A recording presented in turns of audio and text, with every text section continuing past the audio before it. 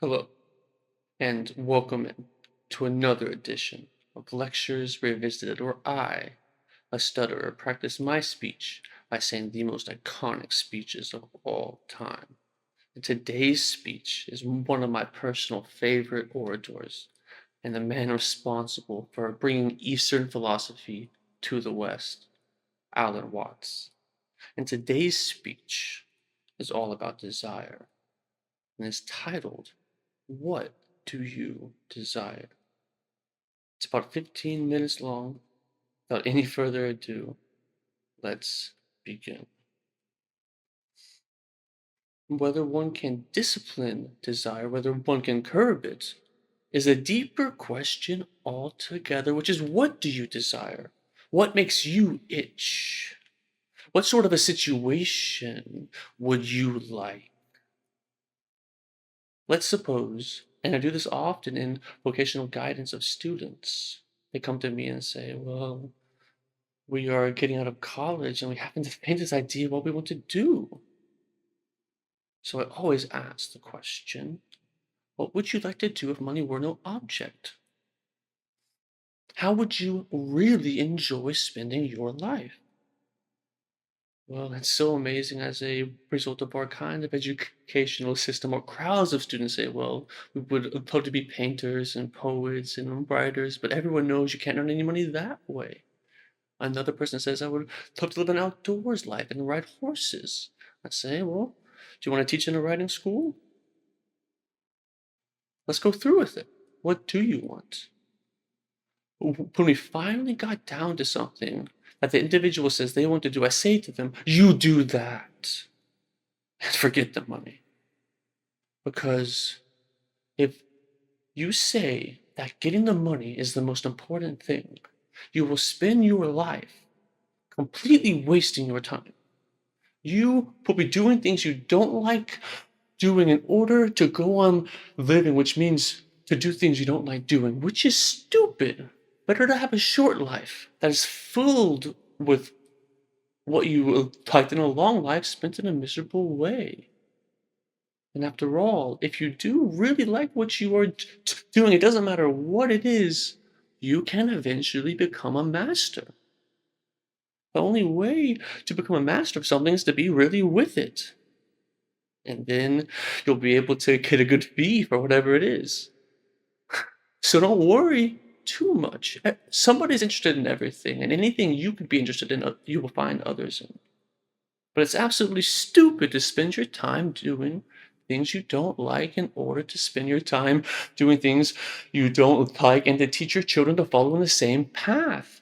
See, what we are doing is we are bringing up children and educating them to live the same sort of lives we did in order that they may justify themselves and find satisfaction in life to bring up their children and their children. See, it's all wretched, no vomit. It never gets there.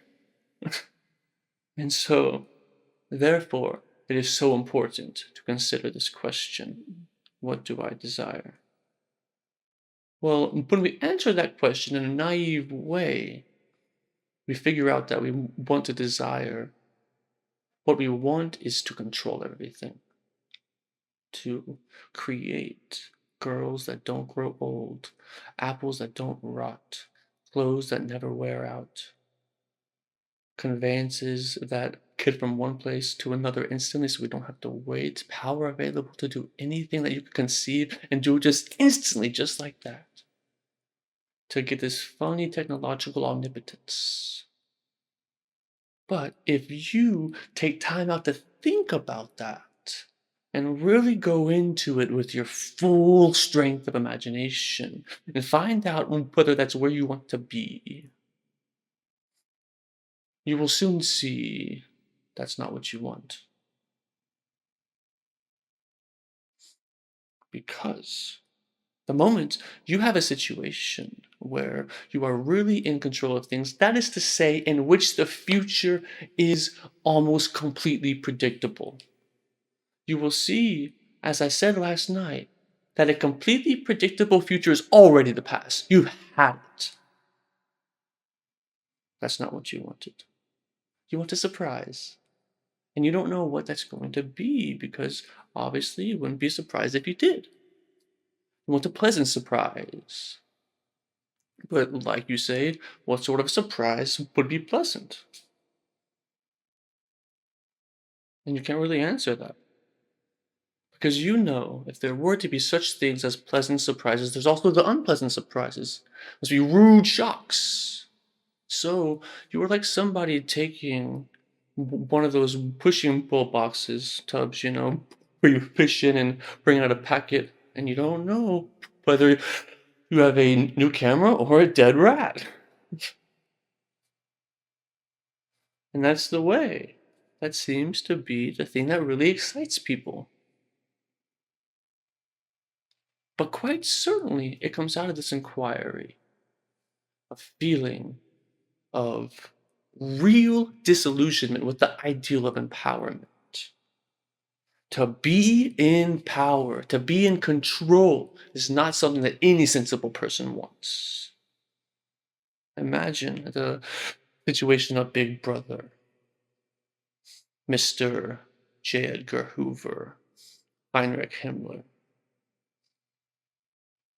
to be glued day and night to a highly defended office with telephones, television screens, watching, peeking, spying on everyone and everything, getting all this information together. Why? You can never leave the office.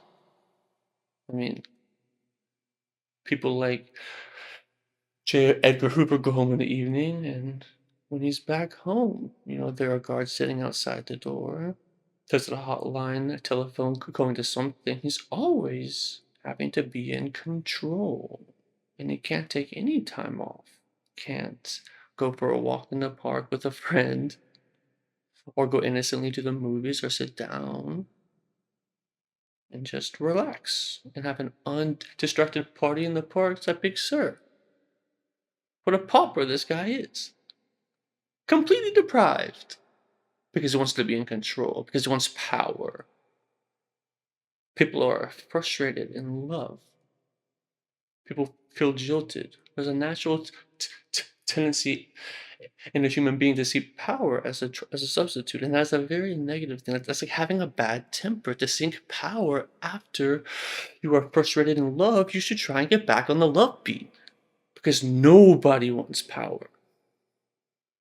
Now, you may say that is shirking responsibility. But if you were really responsible enough, you would go out for power and try to use power to the best possible advantage for the benefit of all. All right, well, what would be the benefit of all? Ask them. What do you want me to do with this power?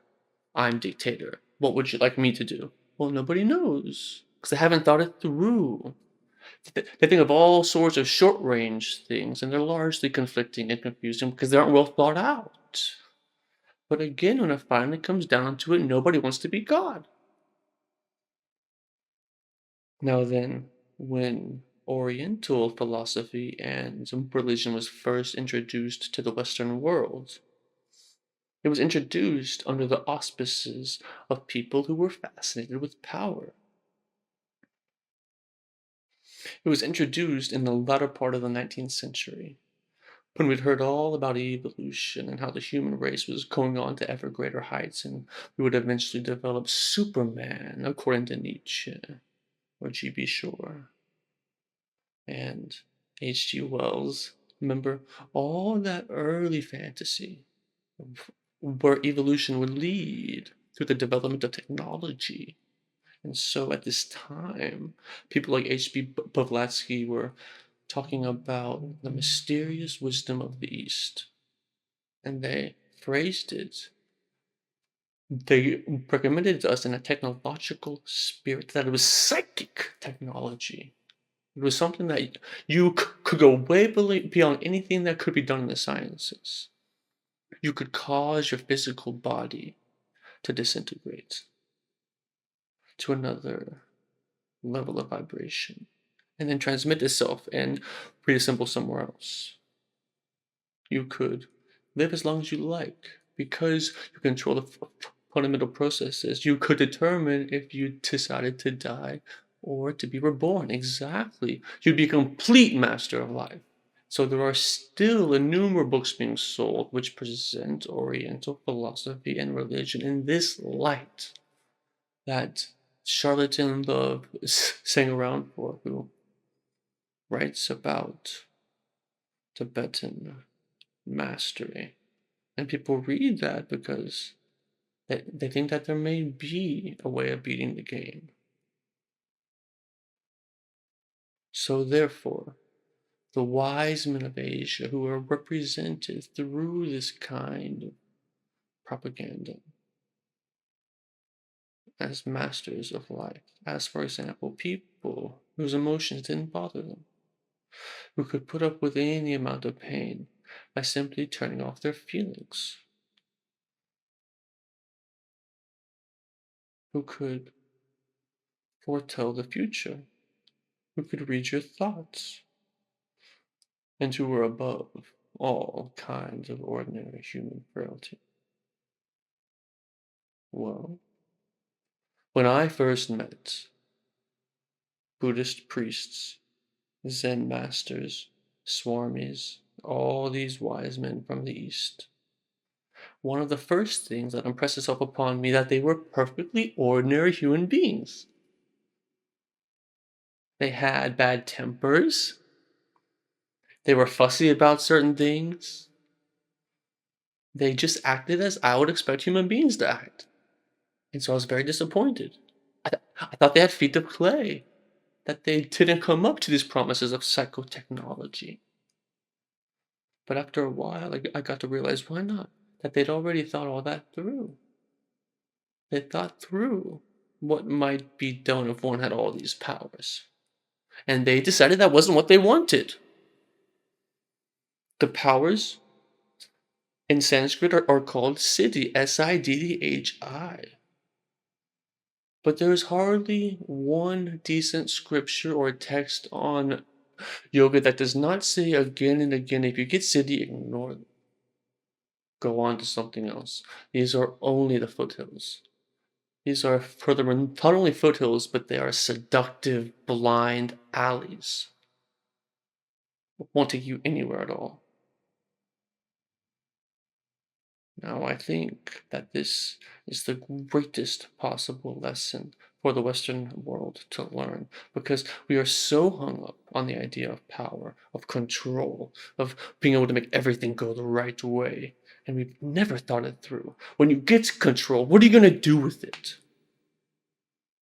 Supposing I have, suppose I am an alchemist, and I have a whole secret closet full of love filters, very potent ones. And if I see a desirable woman, all I have to do is pass a glass of wine with one of my secret potions, and instantly I'm a master. No. If I think that through now, what would I do with that situation? Because all I've got again is that plastic doll that when I push it, it does what I tell it to do and doesn't have any comeback. What you always are looking for in things is where the surprise is there, where there's a comeback, and you say, my God, this thing is alive. It has a will of its own. It is not in my control. And I would like to have a relationship with something like that because it would never be dull. And also, you would feel true affection. After all, you can make love to yourself in the mirror. You can have one of those Dutch wives from Kobe that you fill with hot water. And sailors take them on long voyages. But what an awful thing, when you realize that this thing has no surprise in it. No thing that it does on its own. And so when you think things through like that, you understand you do not want them. You do not want power. You do not want to control everything. And therefore, these Zen Buddhist masters that I met and others were not super alchemists and very many Westerners who visited Japan expecting to get a sartori as a result of which they would know everything and control everything, were grievously disappointed and said there's not much in this after all.